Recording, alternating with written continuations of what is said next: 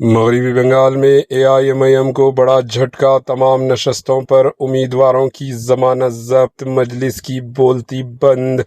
مغربی Bengal assembly election 2026 میں barrister Asad الدین اویسی کی قیادت والی پارٹی آل انڈیا مجلس اتحاد المسلمین AIMIM کو بڑا سیاسی دھچک لگا، جہاں پارٹی کے تمام 12 امیدوار اپنی ضمانتیں بھی بچانے میں بالکل ناکام رہے۔ سیاسی مبصرین کے مطابق AIMIM نے ہمایوں کبیر کی پارٹی کے ساتھ اتحاد کر کے بہار ماڈل کے تحت مسلم ووٹوں کو تقسیم کرنے کی کوشش کی، تاہم یہ حکمت عملی بنگال میں مکمل طور پر ناکام ثابت ہوئی۔ اس ناکامی کی ایک بڑی وجہ وہ متنازع اسٹنگ آپریشن قرار دیا جا رہا ہے، جس میں ہمایوں کبیر کو مبینہ طور پر یہ کہتے ہوئے دیکھا گیا کہ مسلم ووٹوں کی تقسیم سے BJP کو فائدہ پہنچ سکتا ہے۔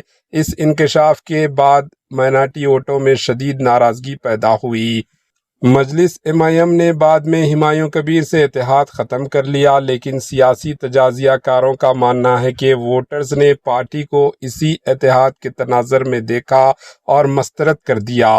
نتیجتاً بنگال میں اپنی سیاسی موجودگی قائم کرنے کی MIM کی کوششیں مکمل طور پر ناکام ہو گئی اور پارٹی کو ایک بڑا دھچک برداشت کرنا پڑا۔